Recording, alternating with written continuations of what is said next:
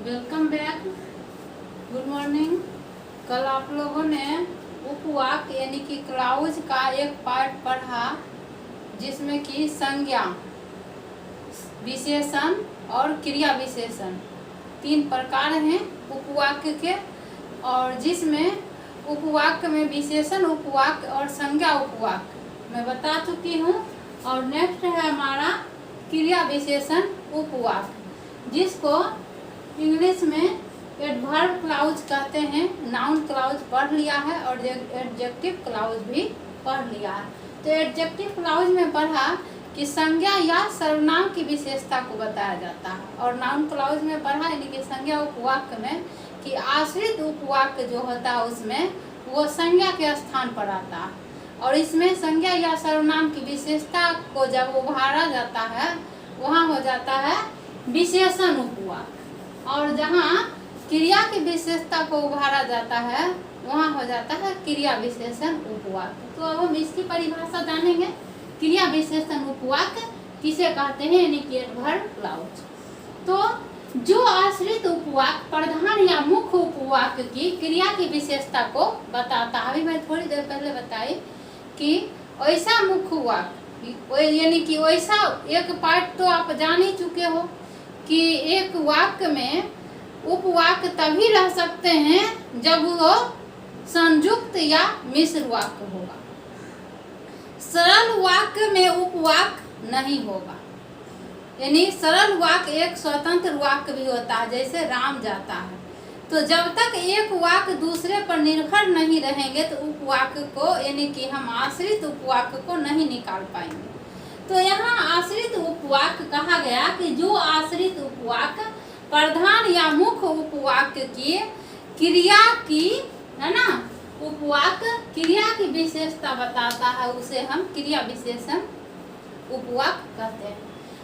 या फिर दूसरे शब्दों में कह सकते हैं अथवा जो गौण या आश्रित मुख्य वाक्य यानी छिपा हुआ रहता है, कई वाक्य में डायरेक्ट नहीं रह के वो प्रत्यक्ष रूप से निर्भर रहते हैं, क्या तो क्रिया।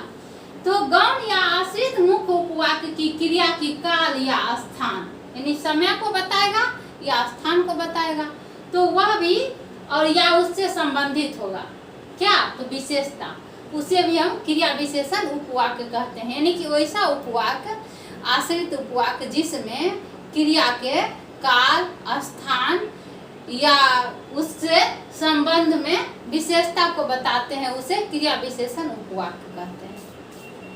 जैसे हो गया जैसा आप सोचते हैं वैसा मैं नहीं सोचता। तो यहाँ किसकी सोचना क्या है, क्रिया है, थिंकिंग। तो क्रिया की विशेषता को बतला रहा है कि जैसा आप सोचते हो वैसा मैं नहीं सोचता। तो यह जो है मैं नहीं सोचता मुख्य बात हो गया, यह प्रधान वाक्य हो गया, और यह उपवाक्य में एक ही साथ में उपवाक्य के परिभाषा और उसके आश्रित उपवाक्य और साथ साथ पहचान भी बता रहे हैं कि यहाँ पहचानने के लिए जो है यहाँ जैसा और वैसा लगा हुआ है, और यहाँ देख रहे हो आप सोचते हैं मैं नहीं सोचता। ये दो अलग अलग प्रकार के यानी ये वाक्य इस पर निर्भर है। तो क्रिया की विशेषता को बतला रहा है, इसलिए ये क्रिया विशेषण उपवाक्य है। और यह कौन सी क्रिया है, तो जैसा वैसा लगा हुआ है मिश्र वाक्य के रूप में, तो क्रिया विशेषण उपवाक्य है। अब आगे जहाँ पहले झुग्गी झोपड़ियाँ एवं कस्बे थे, कस्बे किसको कहा जाता है, तो अविकसित एरिया, जैसे कि हो गया घुमंतु जो लोग होते हैं, शिकार करते हैं, पक्षियों को मार के खाते हैं, इस प्रकार के कुछ बंजारण भी होते हैं। तो ऐसे लोग कहीं एक स्थान पर अपना जगह बना करके रहते हैं और फिर वो नेक्स्ट स्थान पर चले जाते हैं, उनका कोई अस्थायी घर नहीं होता। तो और कई गरीब लोग, तो इस प्रकार के लोग जो कस्बे में रहते हैं उन्हें कस्बे की निवासी कहा जाता है। तो कहा जहाँ पहले झुग्गी झोपड़ी एवं कस्बे में थे वहाँ अब फैक्ट्री कारखाने एवं महल है। तो वहाँ फैक्ट्री कारखाने महल ये सब बन गए हैं। तो ये क्या हो जाएगा, प्रधान वाक्य, क्योंकि कहा रहा है कि पहले थे, यानी जहाँ पहले झुग्गी झोपड़ियाँ एवं कस्बे थे वहाँ अब फैक्ट्री या कारखाने बन गए हैं। तो मुख्य बात हो गया कि कारखाना का उस स्थान का फिर से रिप्लेस में नहीं परिवर्तन हो जाना। तो यह भी क्रिया विशेषण उपवाक है।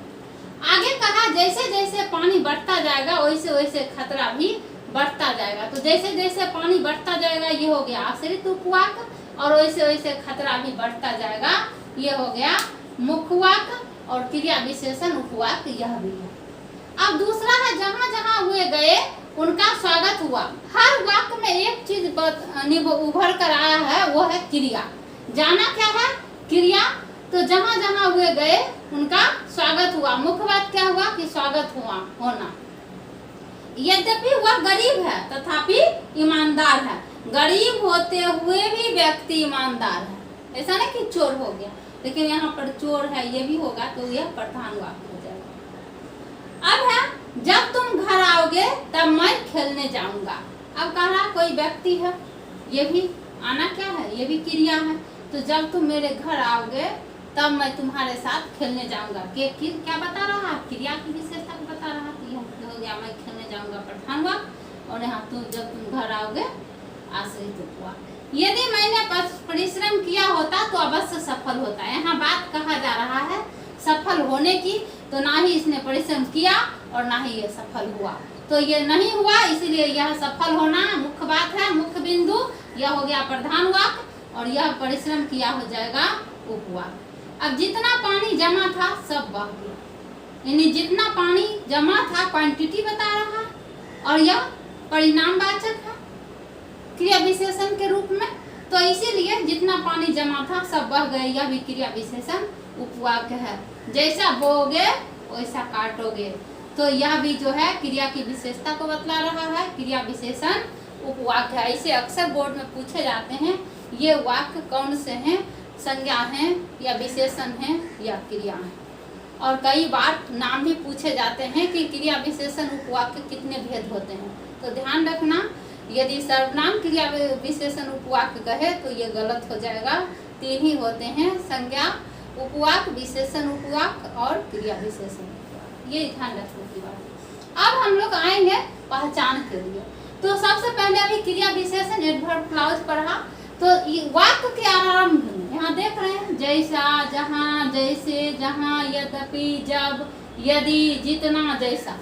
तो इस प्रकार का जब भी आएगा तो यहाँ जो है जहाँ वाक्य के आरंभ में जब, जहाँ, जिधर, ज्यों, यद्यपि, जितना, जैसा, जब, जहाँ, अगर, क्योंकि आदि रहे वहाँ क्रिया विशेषण उपवाक होता है।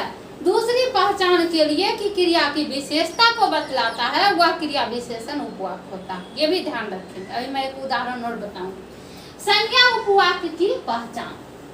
तो जिस वाक्य में यानी कि आश्रित वाक्य पहले लगा हो या की लगा हुआ रहे। मैं जानती हूँ कि तुम ईमानदार हो, तो मैं जानती हूँ हो जाएगा मुख्य वाक्य, ईमानदार हो वो आश्रित उपवाक, और की लगा हुआ है इसलिए वह संज्ञा उपवाक। तो अब देखो विशेषण की पहचान के लिए, तो जो ऐसा वाक्य जिसके आरंभ में जो, जिसे, जहाँ, जिससे, जिनको आदि रहता हो, फिर से सुन लें, जो, जिसे, जहाँ, जिससे इत्यादि रहे वह विशेषण उपवाक्य होता है, जैसा कि यहाँ बताया गया है।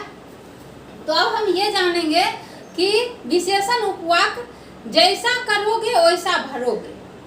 तो जैसा करोगे वैसा भरोगे, तो यहाँ क्रिया विशेषण उपवाक्य है और क्रिया की विशेषता को बतलाया गया। अब इसी में जैसा देश वैसा वेश, ये देश को कहा गया तो यह विशेषण उपवाक्य। दोनों में अंतर करने के लिए और समझने के लिए मैंने ये वाक्य बताया है। Thank you, all the best. Next video लेके मैं फिर उपस्थित होंगी।